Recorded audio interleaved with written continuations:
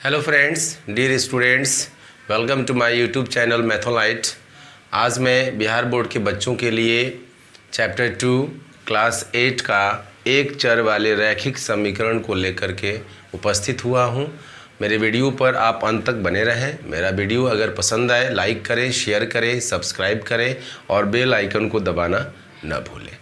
तो चलिए, आज जैसा कि चैप्टर में हम लोगों ने देखा कि एक चर वाले रैखिक समीकरण, इसमें नाम का बहुत इम्पोर्टेंस है। यहाँ देख रहे हैं आप, ठीक है। एक चर वाले, तो पहले हम लोग चैप्टर को बखूबी देखेंगे कि चैप्टर कह क्या रहा है। यहाँ पर एक आ गया, एक नाम, एक चर आ गया और एक रैखिक आ गया, ठीक है, और एक नाम आ गया समीकरण।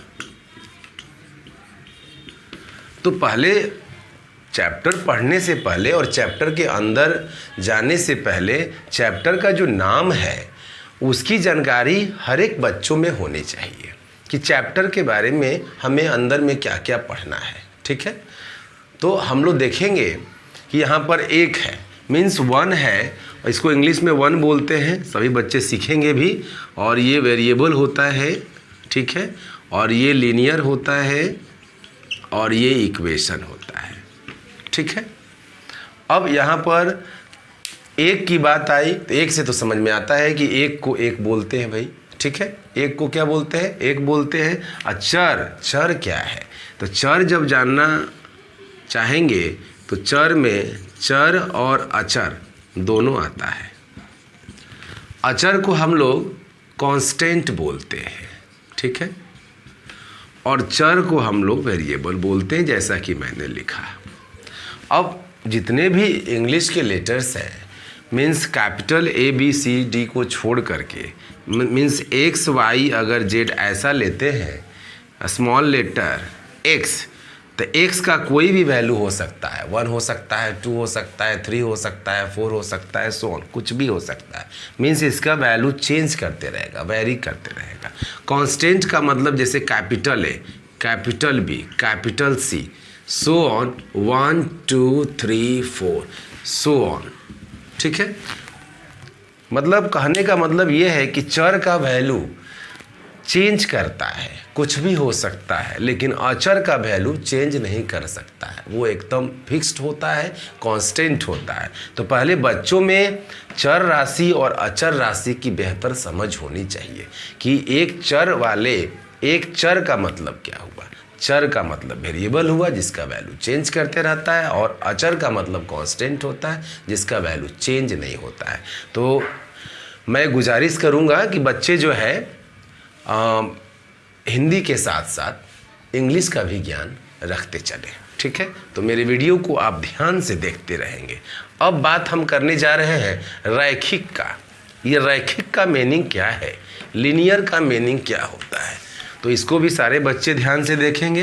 रैखिक और लीनियर का मतलब क्या होता है। जैसे सपोज कीजिए AX + B है और यहाँ पर AX² + BX + C है, ठीक है।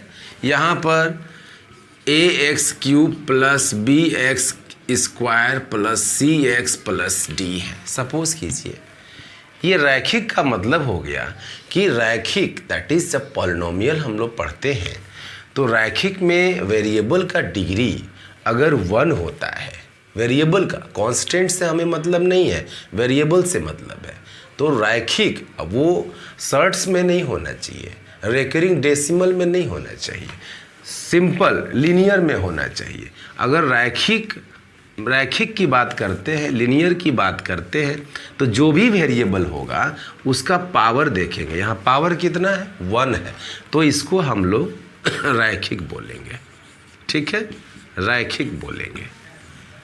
क्लियर हो गया? लीनियर एक्सप्रेशन, लीनियर पॉलिनोमियल बोलेंगे, है ना। जब इसको हम लोग AX + B = 0 कर देंगे तो ये समीकरण में बदल जाएगा। समीकरण दैट इज इक्वेशन। इक्वेशन को ही समीकरण बोलते हैं, समीकरण को ही इक्वेशन बोलते हैं। जब = के दोनों साइड में कोई नंबर दे देते हैं, यहाँ नंबर नहीं था तो इसके इज इक्वल टू में हम लोग 0 देंगे, इसके बराबर में हम लोग क्या करेंगे 0 दे देंगे, तो वो इक्वेशन में कन्वर्ट हो जाएगा। ठीक है, समीकरण बन जाएगा। और समीकरण बनने के उपरांत हमने देखा कि यहाँ दो पक्ष ax + b रैखिक समीकरण, linear equation in one variable, means आपको केवल एक अननोन राशि, अज्ञात राशि का मान निकालना होगा।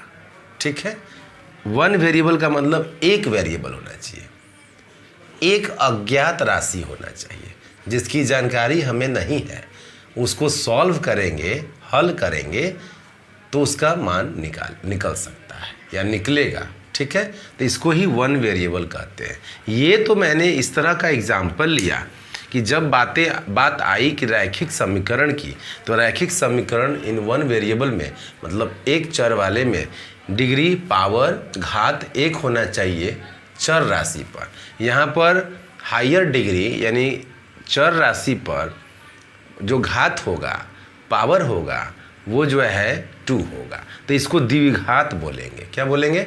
द्विघात बोलेंगे, है ना। इज इक्वल टू 0 कर देंगे तो द्विघात समीकरण हो जाएगा आपका। ठीक है, द्विघात समीकरण। तो इसको जानकारी के लिए मैंने लिख दिया, ये त्रिघात हो गया, मतलब इसको इंग्लिश में बोलते हैं क्वाड्रेटिक, और इसको क्यूबिक इक्वेशन बोलेंगे जब इसको हम लोग 0 कर देंगे तब। ठीक है, तो इस तरह से हम लोग चैप्टर के मीनिंग्स को समझ लिए कि एक चर वाले रैखिक समीकरण कहते किसको हैं और इसमें किस तरह का फंडा यूज़ होगा। तो उम्मीद करता हूं कि सारे बच्चे एक चर वाले रैखिक समीकरण के नाम को बेहतर तरीक़ा से समझ चुके होंगे। तो चलिए इस पर एक नया क्वेश्चन लेकर के सॉल्व करते हैं, किस तरह से सॉल्व किया जाएगा और उसकी जांच आप कैसे करोगे कि वो रैखिक समीकरण का हल है या नहीं है।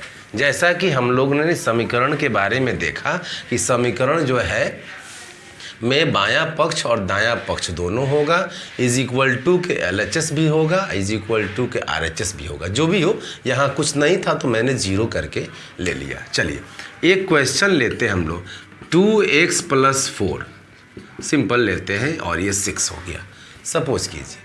तो मेरे और भी प्रीवियस वीडियो में मैंने साइन स्कीम के बारे में बताया कि साइन मतलब चिन्हों का ट्रांसफ़र जब होता है इज इक्वल टू के LHS से RHS में या RHS से LHS में, तो कैसे चेंज होता है। जैसा कि आप लोग यहाँ जानते हैं, ये अगर LHS में है RHS में जाएगा तो माइनस के साथ जाएगा, और ये RHS है LHS पे जाएगा तो प्लस में हो जाएगा, और ये आपका गुणा है और ये डिवाइड पक्ष बायां पक्ष से दायां पक्ष की ओर जाएगा तो गुणा भाग में बदल जाएगा, और भाग जो है दायां पक्ष से बायां पक्ष की ओर जाएगा तो गुणा में बदल जाएगा। तो ये चिन्हों का जो सिस्टम है वो सभी बच्चों में होनी चाहिए ताकि प्रॉब्लम बनाने में उन्हें कोई कठिनाई नहीं हो। तो चलिए अब इसके बाद हम लोग यहाँ इम्प्लाइज दैट का सिंबल देते हैं और 2x = 6 - 4, ये देखिए +4 है, उस साइड हमने चेंज कर दिया, मैंने ट्रांसफ़र कर दिया, तो +4 से -4 हो गया। अब इसको हम लोग सॉल्व करेंगे, ये 2 हो गया। अब देयरफॉर x = 2/2, ये कट करके 1 हो गया। तो यहाँ से x का वैल्यू आपका 1 निकल गया। ठीक है, आपको ये पता होना चाहिए कि ये चूंकि का चिन्ह है, चूंकि, और ये इसलिए का चिन्ह है। ये सभी बच्चों को ये चिन्हों के बारे में जानकारी होनी चाहिए। चूंकि को हम लोग इंग्लिश में सिंस बोलते हैं, सिंस, और इसलिए को हम लोग देयरफॉर बोलते हैं। तो ये सभी बच्चों में छोटी छोटी जानकारी इंग्लिश की होनी चाहिए ताकि बाद में उनको दिक्कत ना हो। अब इस इक्वेशन में जो x का वैल्यू, x अननोन है, अज्ञात राशि है, इस इक्वेशन में x का जो वैल्यू 1 आया, किस तरह से हम लोग इसको सॉल्व किए आप ध्यान से देखो। और फिर इसके बाद हम लोग आने वाले वीडियो के साथ डिफरेंट क्वेश्चंस को लेकर बनाएंगे और डिफरेंट कॉन्सेप्ट को लेकर दिखाएंगे। तब तक मेरे वीडियो पर आप बने रहें। Thank you.